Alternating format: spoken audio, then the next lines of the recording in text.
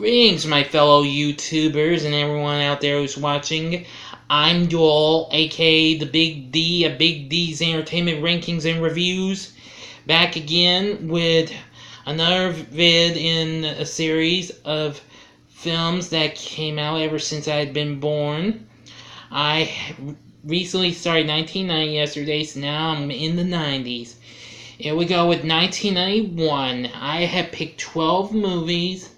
Now, I really won't give much honorable mentions though, so you will have to forgive me for that. I'll try and do some for later vids, okay? But anyway, here we go. At number 12 is Curly Sue.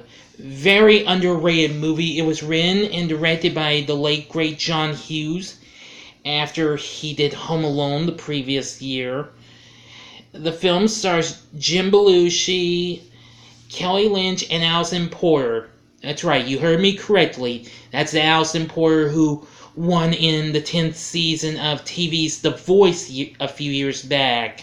Yeah, it's not too bad. It's about this man and this girl he takes care of after the death of her mother, because he met her, and, well, they decide to try and stay with this lawyer girl, that's Kelly Lynch, and well, they get along pretty well, but there were some issues though. But I gotta say, this movie is extremely cute. Allison Porter is extremely adorable.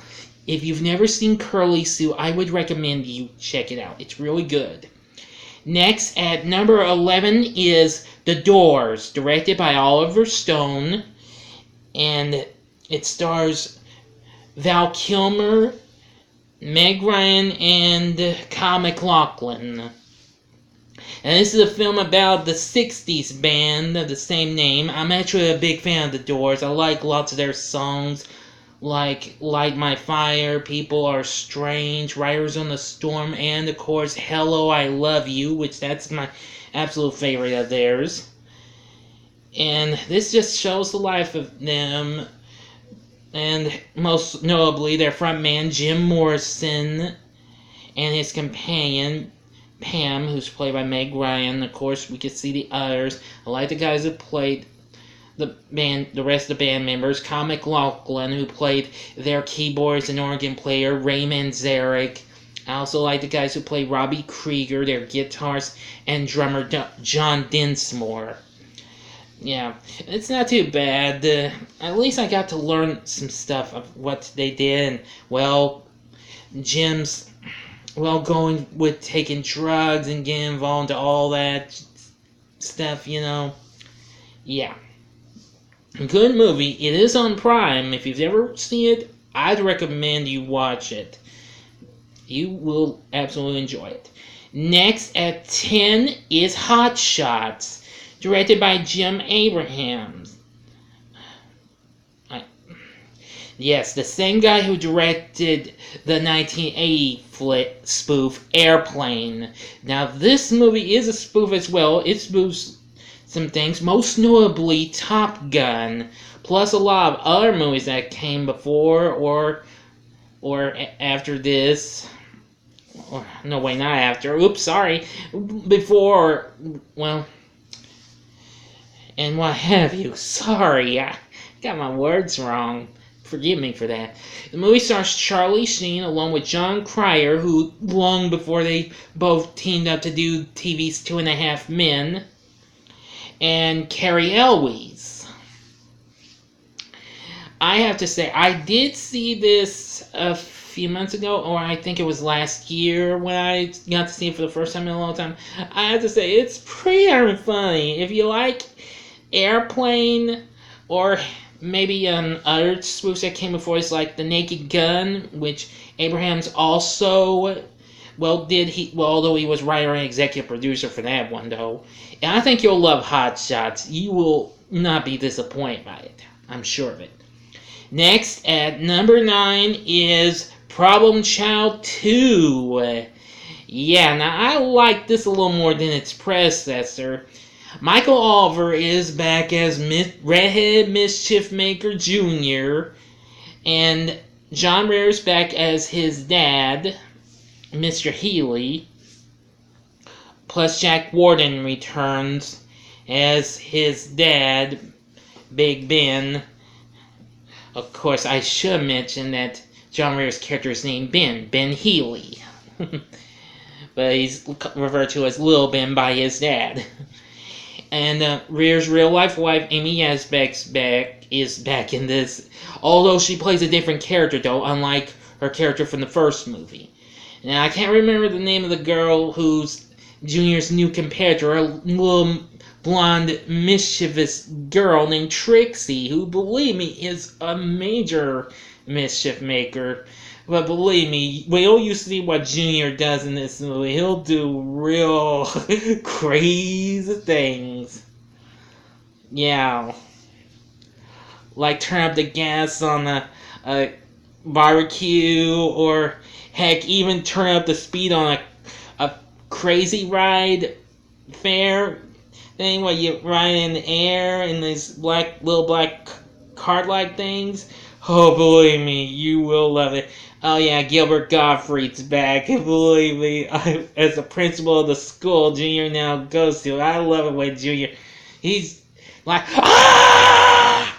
No, sorry, I know that's kind of like what Kevin does in Home Alone, but Gottfried does the same thing. Junior's giving a smile, it's like, hey, pea brain. Yeah, very funny. Again, that's good. I do love it, and I think you'll enjoy it as well. Junior, along with Trixie, try and stop this here rich woman from marrying Mr. Healy. But like I said, I think you'll enjoy it if you've not seen it. Next, at number 8, this is kind of an underrated movie in my book, and that's Harley Davidson and the Marlboro Man, with Mickey Rourke and Don Johnson, as well as Tom Sizemore and Daniel Baldwin.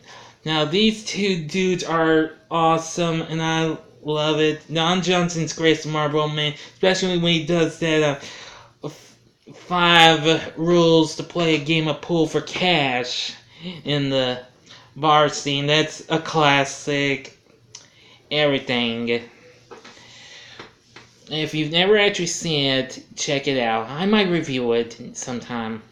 I'm not going to say too much about it. Next at 7, this is one I have not seen in some time, and that's Robin Hood, Prince of Thieves, starring Kevin Costner in the title role.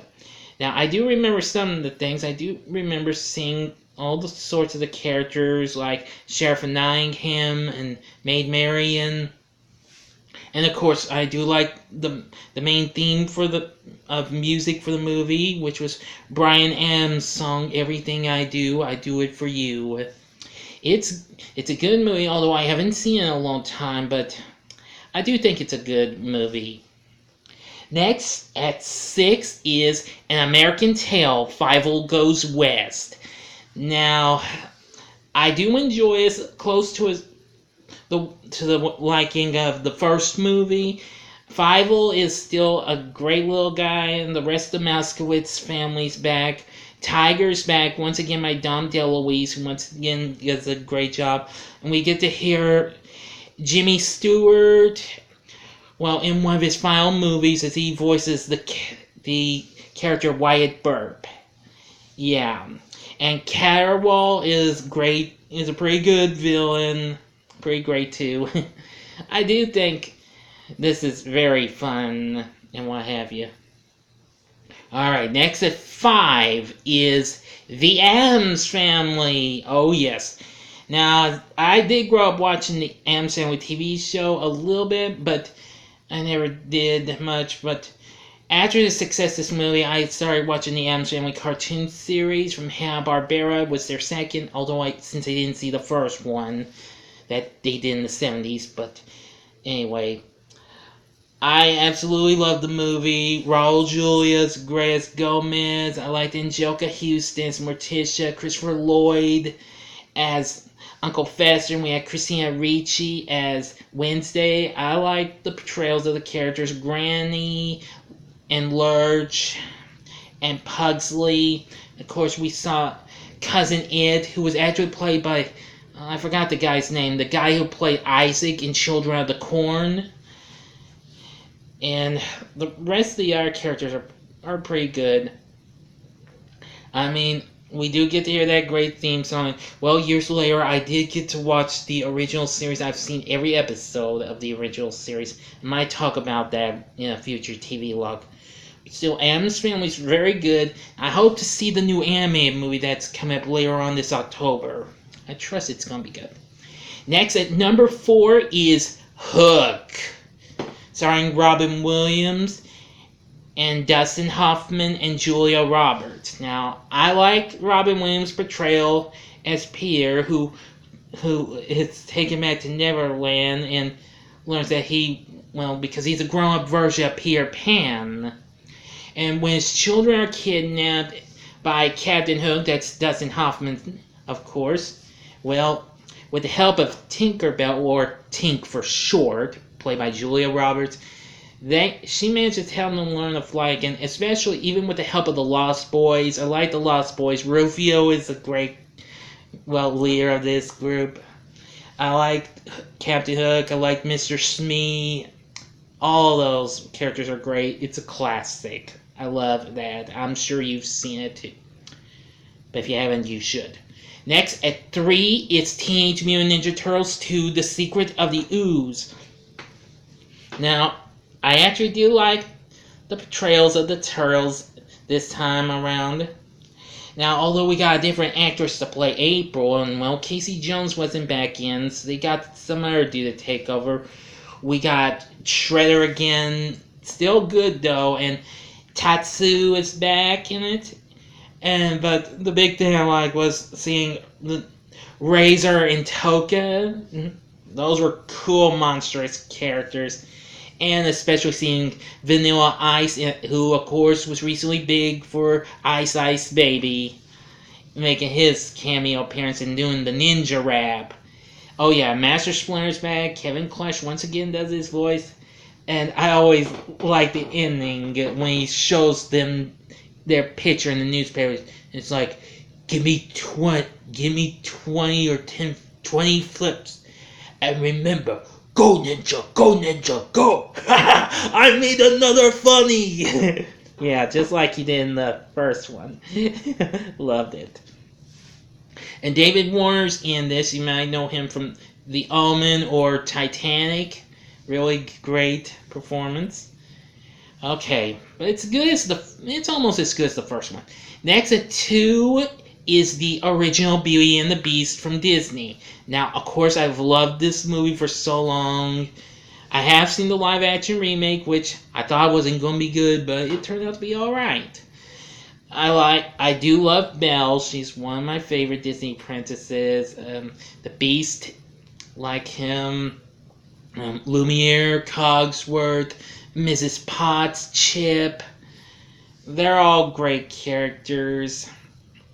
And Gaston's definitely a great villain. So is his little friend LeFou. Yeah, that's all I'm going to say. The music is definitely good too, quite memorable. Of course, the pop version of Beauty and the Beast, which was done by Celine Dion and Peabo Bryson. Very good. That's all I'm going to say about that. It's still one of Disney's greats. Now, number 1 is Terminator 2 Judgment Day. Yeah, I give you a Schwarzenegger impersonation. Now, I love this more than the first one. This is probably the best Terminator I have seen. Although I've seen it a few times, but I still love it. Edward Furlong's real good. It's John Connor. Linda Hamilton's back in this as Sarah Connor. And Robert Patrick plays the T-1000. Definitely a great villain. I really don't have to say much for it, but I love the whole bit of action you can get from this movie. And I say you better see this if you have yet to see it. Anyway, what's your favorite movie from 1991? Please feel free to let me know in the comments section. Like and subscribe, and thank you for watching. I'll be doing 1992 real soon. Until next time, I'm the Big D saying, see ya.